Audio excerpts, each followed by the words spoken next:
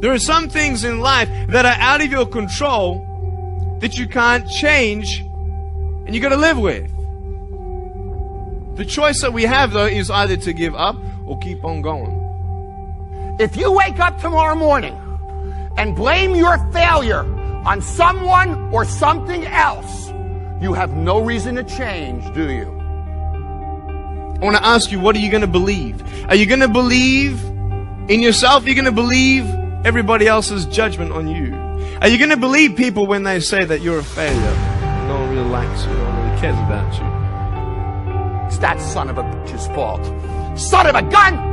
I did everything I could. But if you woke up in the morning and looked in the mirror and said, I am failing because of me, the decisions that I make, the energy I put in, I'm not passing the blame. If you look in the mirror tomorrow and say that, you will change. So sure enough, from poor to rich and from rich back to poor, what do you do now? What occurred to me was that even though my money was gone, I still had the skills. And the skills proved to be more valuable than the money. So I just simply went back to work, went back to the street, went back using the formula I had used in the first place to do well and made many times more what I did the first time. But I think that's the key. You just have to go back to work. You could be rich, man, but you cannot erase the work ethic part. There is no getting around. Ain't no elevator to the top. You got to take the stairs. The elevator don't go to the top, man. Not in the world of success. You got to take the stairs. Y'all got to start getting gritty, man. I hate it when I see young people wasting their time, wasting all this technology got. Just bull. Just sitting around in this world that's been created for you, that everything is instant. At the end of the day, don't compare yourself to people that you feel are more qualified than you. Don't compare yourself to people that you think that are more talented than you. At the end of the day, don't compare yourself to other people's gifting. At the end of the day, hard work works. Hard work can always outwork talented people who don't want to work that hard. And so at the end of the day, I know some of us, maybe we don't come from the greatest home environment. We don't come from the greatest social and economical status, but at the end of the day, we are still in control of our lives. I promise you. Put in the work. If you put in the hard work, if you take control and you respect your dream and you respect your craft and you're willing to sacrifice and to get serious about that thing, I promise you over time you're going to see the thing come alive. Hard work will always create opportunities for us to win in life. I mean that. And what I learned was the law of cause and effect. Now, the law of cause and effect is the great law of life. It basically says that there's a reason for everything. Everything happens for a reason. That success is not an accident. Failure is not an accident. If you want to be successful, happy, financially independent, if you want to achieve all your goals, it's not luck. It's not an accident. What you do is you find someone else who at one time did not have the effect that you want. You decide what you want. You find someone else who didn't have it, and you find out what they did to get it, and you do it over and over again until you get the same result. And it's not an accident. Well, when I learned this, it changed my life. You mean if I do what other successful people do, I'll get the same results that other successful people get? The answer is yes. You mean if I find out what top salespeople do, and I do the same thing until I master it, I'll get the same results as top salespeople? I'll make the same money? I'll have the same cars? Yes. So I went out and I did it, and it worked. The law of cause and effect is what changed my life. And by the way, I've been in many different businesses now. I've consulted for more than 500 companies over the years, over the last 20 years. And in every case, I ask them, how does your business work? What are the cause and effect relationships? And where's it strong? Where's it weak? What's working? What's not working? Where are the places where we can gain advantage?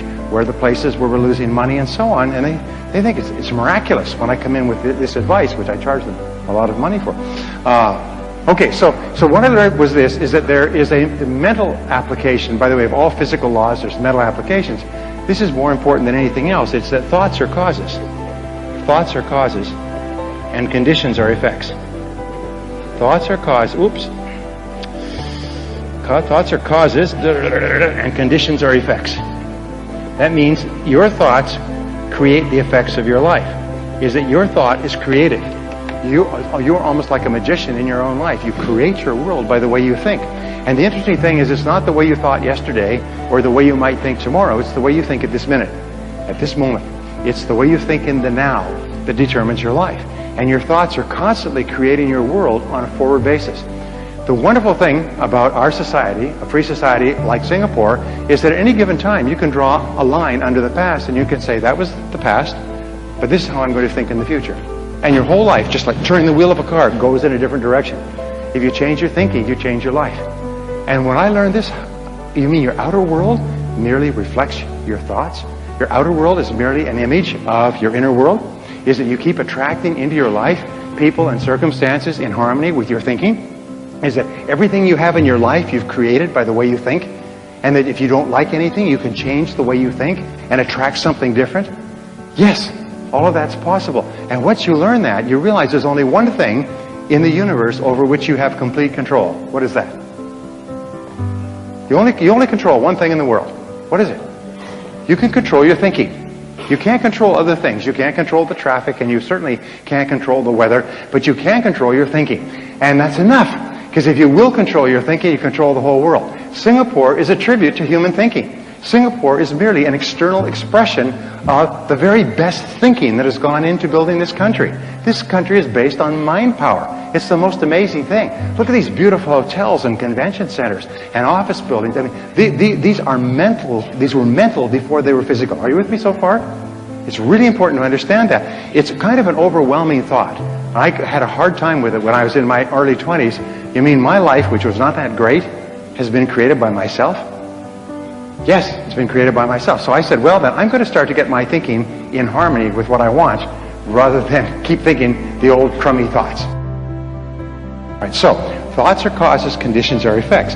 Now what this means, and it brings us to the great law, which is the foundation of all religion and all philosophy, is that you become what you think about most of the time. You become what you think about most of the time. This is the underlying principle of all religions, all philosophy, all psychology, all success, all metaphysics. Everything is you become what you think about most of the time. So the question is, what do you think about most of the time?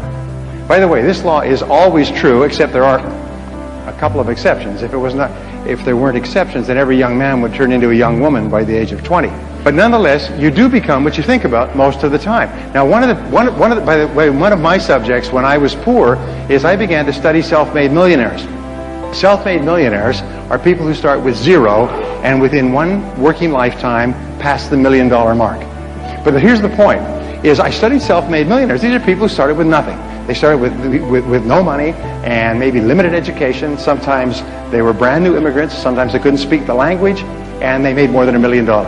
So tens of thousands of them have been studied over the years to find out what they do differently. And wouldn't that be a good thing to know, by the way? Say yes. I mean, if you want to be a self-made millionaire, I can promise you this. If you don't know how they think, you can't make it. In other words, if you want to go somewhere but you don't have a map, you can't get there. So I began to study them, and I found, what do you think self-made millionaires think about most of the time? They think about becoming financially independent. Because financial independence to them is very important. They want to reach the point where they don't have to worry about money. After that, they will spend. What do you think poor people think about all the time? They think about how little money they have and think about spending everything they have. And everything they can borrow or put on credit cards. So self-made millionaires are always thinking in terms of financial independence. Poor people are always thinking about how poor they are. Now, if you want to become a self-made millionaire, starting point is begin thinking about financial independence. And I'll talk about this in just a second. So, go back to my question. What is it that successful people think about most of the time? Come on, this is real simple, but it's really important. What is it they think about most of the time? Success? You're right. They think about what they want most of the time and how to get it. Now, these are the two turning points in your life. Think about what you want and how to get it. What is it that you really, really want, and how do you get it? And that's what they think about most of the time. And if you think about what you want most of the time, you start to move toward it, and it starts to move toward you. If you think about how you can get it and what you can do to move faster toward it, you begin to see all kinds of ideas. You all know these things about the brain, but the fact is, if you plant an idea in your brain, you suddenly start to see all kinds of possibilities to achieve the idea. Successful people are successful because they think and talk about what they want Unsuccessful people are unhappy because they think and talk about what they don't want. They think and talk about the people they're mad at and their bad experiences and their bad luck and their bad job and just shut up. They whine and cry about their situation, but successful people are thinking about what they want and how to get it most of the time.